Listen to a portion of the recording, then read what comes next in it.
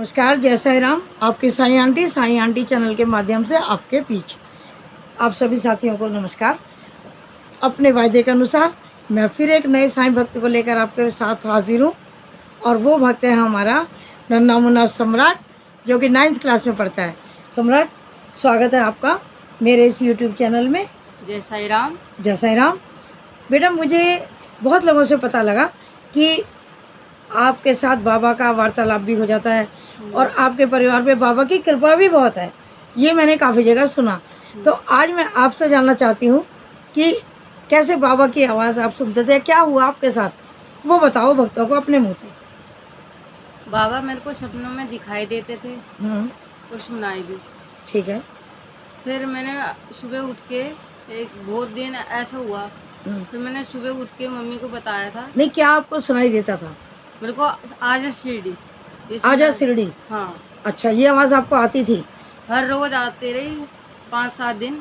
अच्छा। फिर मैंने मम्मी को बताया कि मेरे को ये आवाज़ आ रही है, फिर कोई कह रहा है आजा शिरडी।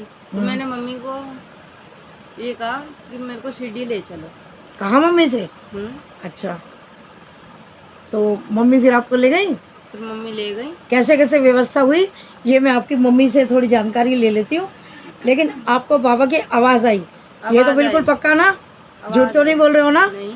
आती रही आपको आवाज़? आती रही 5-7 तो दिन। मैं आपकी मम्मी से भी थोड़ा मिलना चाहूँगी। सीमा जी, ज़रा आप आएँ प्लीज़, और ज़रा भक्तों को थोड़ी सी इस बात को और क्लियर कर दें कि जो बच्चा बता रहा है वो क्या कहना चाह रहा है।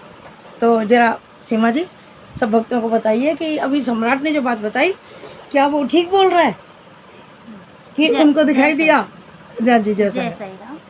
मैं सम्राट वाला की मम्मा सीमा वालिया जी, और साई आंटी हमारी बहुत ही अच्छी आंटी हैं, और इनकी ही मदद से अभी मैं आने वाले जुलाई में फिर से एक ऐसी व्यवस्था इन्होंने की है जो मैं नहीं कर पा रही थी, जो मैं शिरडी तक जा पाती, और बाबा ने मेरी ये विश पूरी की है और ये मेरा पूरा किराया दे रही है। अरे बाबा दे रहे हैं। नहीं, बाबा दे रहे हैं। आप दे रहे हो, देखो। नहीं, बाबा दे रहे हैं। मैं हमेशा से ये सोचती रहती थी भाई मैं शिरडी जाऊं, लेकिन मेरी कुछ व्यवस्था नहीं बन पाती थी पैसों के करके, क्योंकि मेरे हस्बैंड एक छोटी सी नौकरी करते हैं, प्राइवेट जॉब, और मन में होते हुए भी मैं नहीं जा पा रही थी। तो कहीं ना कहीं मेरे बेटे ने मुझे बताया, तो मुझे पहले तो यकीन नहीं हुआ कि वो क्या कह रहा है।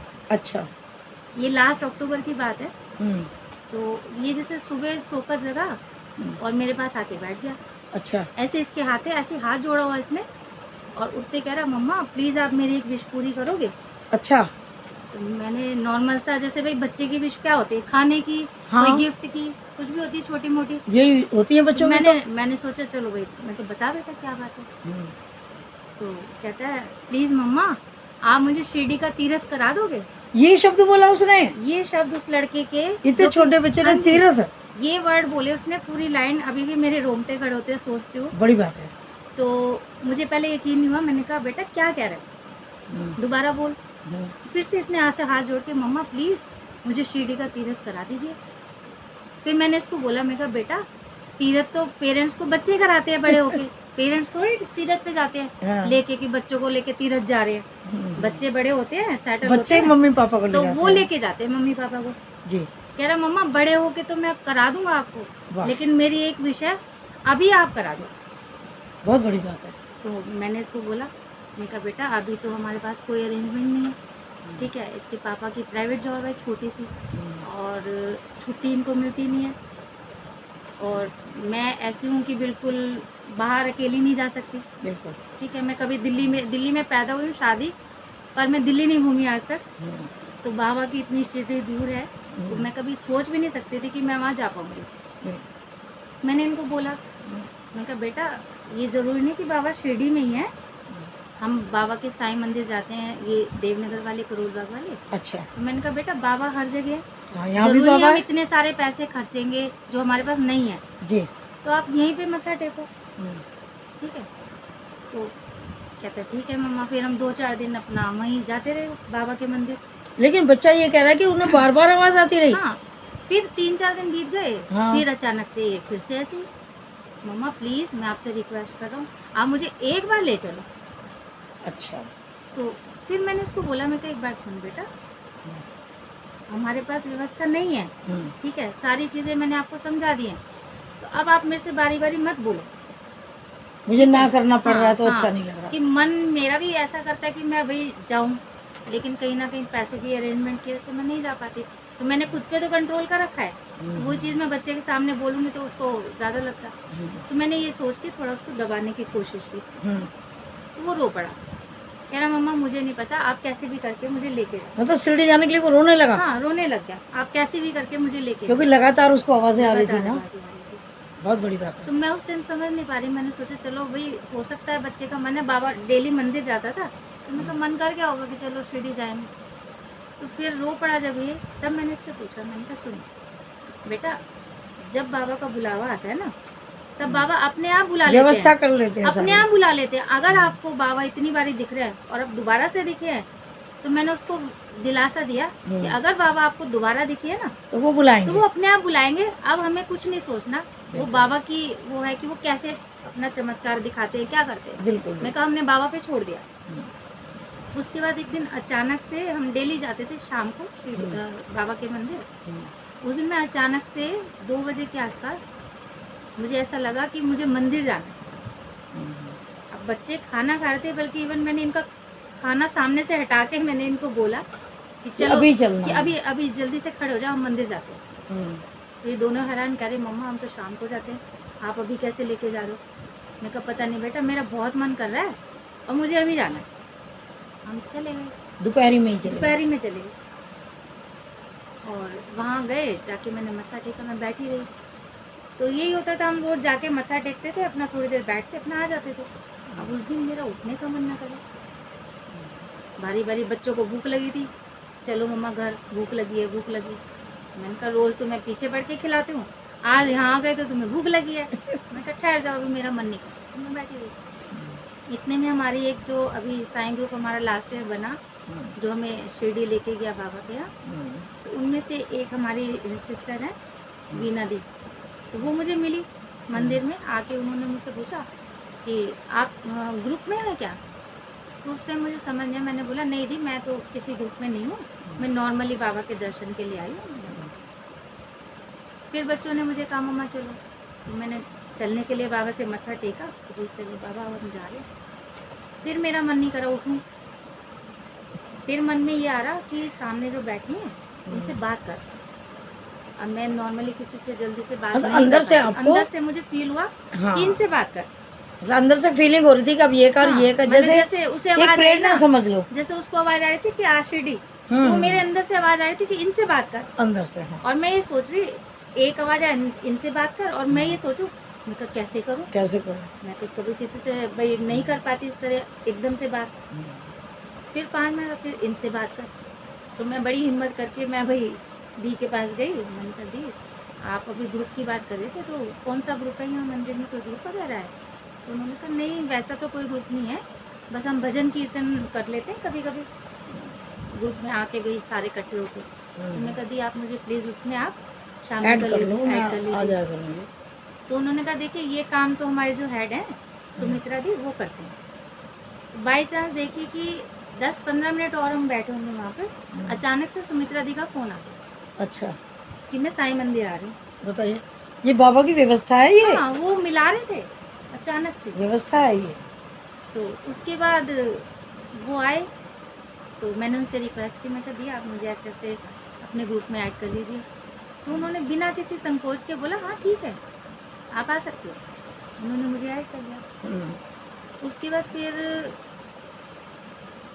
1 दिन हुआ होगा, 2 दिन हुआ होगा, उसके बाद उनका फ़ोन आया कि भाई ऐसे ऐसे हम साईं सच्चरित्र पढ़ते हैं और आप उसका पाठ करना चाहते हो तो आप कर लेना, हमारे ग्रुप के सारे मेंबर करते हैं। तो अंदर से मुझे इच्छा नहीं हुई कि मैं करूँ पाठ, क्योंकि जब तक मेरा मन नहीं करता तो मैं कोई पूजा नहीं करती। देखिए कोई पूजा पाठ तब ज़्यादा अच्छा लगता है जब अंदर से मन हो, है ना। हाँ जी, और मन करता है तो मैं 2-4 घंटे कहाँ चले गए मुझे पता ही नहीं लगता। बिल्कुल। तो मैंने उनको हाथ रिक्वेस्ट की फ़ोन पे, मैं कह दी आप प्लीज़ मुझे माफ़ करिए और मैं पाठ नहीं कर पाऊँगी क्योंकि मेरा अंदर से मन ही नहीं है। तो कहने लगे एक बार सुनो आप करके देखो, अच्छा रहता है, बाबा का पाठ करोगे बहुत अच्छा रहता है भक्तों के लिए। तो मैंने कहा दी वो तो मेरे को समझ में आ रहा है कि हाँ अच्छा रहता है, बाबा का है तो अच्छा ही होगा। तो लेकिन पता नहीं अंदर से मुझे अंदर से अभी नहीं मतलब फीलिंग कि मैं करूँ। हाँ। तो मैंने उन्हें 1-2 बारी मना किया, लेकिन फिर उन्होंने कंपेल किया। तो मैंने उनको बोला कि भाई पहले मेरे पास सच्चरित्र की बुक थी, वो मैंने किसी को गिफ्ट दे दी थी काफ़ी टाइम पहले। वो चाहते थे कि मैं करूँ पाठ, तो मैंने कहा मेरे पास है, आप ले लीजिए। तो मैं कहती मेरे पास तो अभी बुक नहीं है। तो कहते हैं मैं आपको PDF भेज देती हूँ। PDF के लिए मेरा फ़ोन है 3G, अब उसमें गोल गोल गोल गोल चक्रियाँ घूमती हैं। तो मेरे मन में ये आई, मैं कहा बाबा जब देखो परीक्षा लेते हैं, आज बाबा की परीक्षा ली जाए। तो मैंने उनको बोला, मैंने कहा जी अच्छा एक बात है, अगर आप मेरे फ़ोन पे PDF भेजें, अगर ये डाउनलोड हो गई ना तो मैं समझूंगी कि ये बाबा की आज्ञा है, और अगर मेरे फ़ोन पे नहीं हुई तो प्लीज़ आप मुझे माफ़ करिएगा, फिर मैं नहीं कर पाऊँगी। तो उन्होंने कहा क्यों, तेरे फ़ोन में क्यों नहीं होती? मैंने कहा मेरे फ़ोन में तो एक अगर व्हाट्सएप खोलना होता है तो उसमें भी चक्री घूमती है, गोल गोल गोल गोल, वो खुलता है बाई चांस खुल गया, अदरवाइज नहीं खुलता। वो 3G फ़ोन है, 3G सिम है, तो नहीं खुलता था। तो एक तरफ से मेरे मन में ये हो रहा, मैं कहा अच्छा ही है 3G फ़ोन है, डाउनलोड तो होगी नहीं, तो चलो ऐसे नहीं करके वैसे से ही, मन तो मेरा नहीं कर रहा, मुझे पाठ करना ही नहीं। तो मैं कहा चलो ऐसे सही है कि ना हो जाएगी।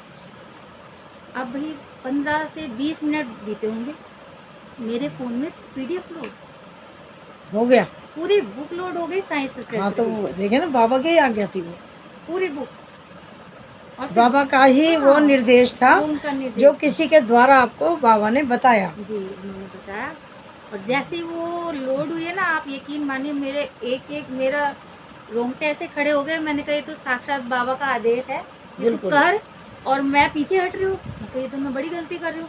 तो मैंने एट अ टाइम मैंने दी को फ़ोन करा, मैं कहा दी प्लीज़ आप मुझे ग्रुप में ऐड करिए, और जैसे भी आप बताएंगे मैं उनका पाठ करूँगी। गुड। तो उन्होंने वही मेरा ऐड करके मुझे अगले दिन चैप्टर दे रहा कि हम थर्सडे वेडनेसडे को हमारी बात हुई, थर्सडे को उन्होंने लेसन का हमारा भेज दिया, शुरू हो गया, फिर चैप्टर शुरू हो गया। मैक्सिमम मैंने 2 साइंस सचेत के पाठ पढ़े।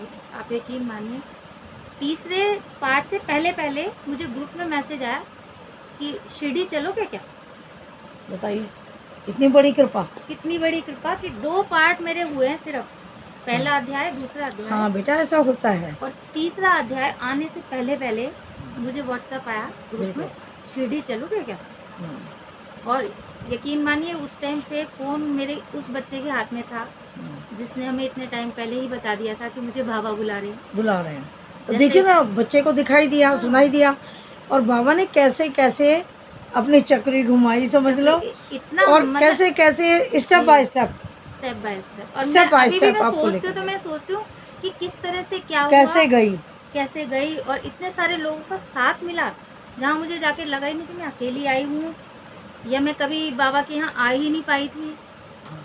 तो आपका वो शिरडी की यात्रा, तीर्थ यात्रा बच्चे के माध्यम से हो गई, एक तरह से कि भाई बच्चे को ही तो उन्होंने माध्यम बनाया, है ना। तो और मैसेज आया व्हाट्सएप पे, तो फोन उसी के हाथ में था, दौड़ा आया, मम्मा देखो मैंने बोला था ना बाबा बुला रहे हैं, बड़ा खुश हो गया, देखो बाबा ने बुलाया। मैंने कहा बाबा ने बुलाया, फिर मुझे ऐसा लगा, मैं कहा फिर ये मजाक पे मूड में आ गया, लग रहा भाई बच्चा स्टोरी कर लेता है। हाँ तो भाई आप तो यही सोचते रहे पेरेंट्स, तो लेकिन उसके साथ तो वास्तविकता हो रही थी। उसने तो प्रूफ ला के दिखाया, कह रहा देखो आपके ग्रुप में जो अभी मंदिर का बना है उस पे मैसेज आया, बताओ इसमें मैंने क्या किया। चलो मैंने क्या किया, मैं कहा दिखाओ जल्दी से।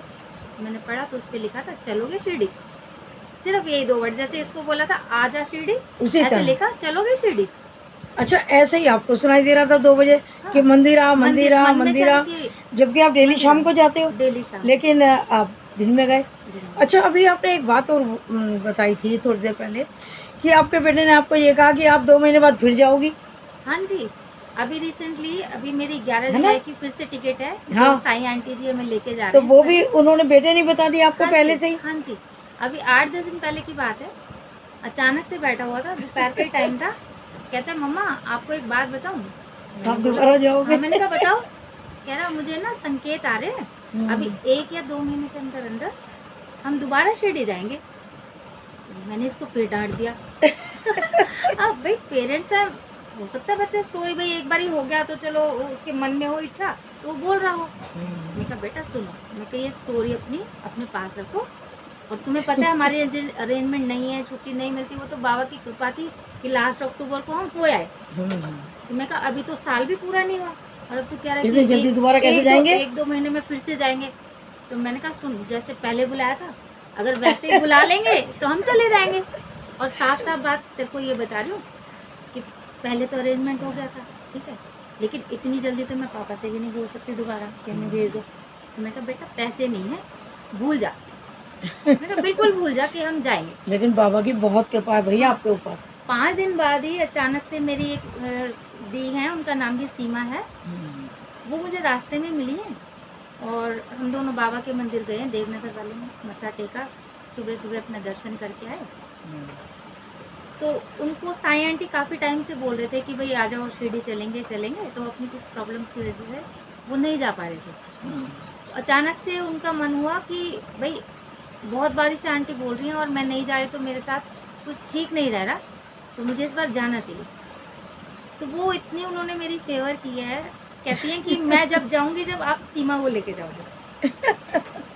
तो इन्होंने, मेरी सीमा दी ने साईं आंटी जी से बात की और मुझे नहीं पता इन दोनों ने क्या बात की है, क्या अरेंजमेंट की है, जबकि इनको ये नहीं पता था कि भाई मेरे पास पैसों की प्रॉब्लम है या कुछ है ना। मैंने दी को बताया था ये चीज़, लेकिन वो बाबा की कृपा है कि इनको अपने आप ही पता लगा कि मेरे पास पैसों की अरेंजमेंट। ये बाबा की ही कृपा है। हाँ। देखिए जो बाबा है ना वो माध्यम बनाते हैं और जिसको बनाते हैं वो उसका सौभाग्य होता है।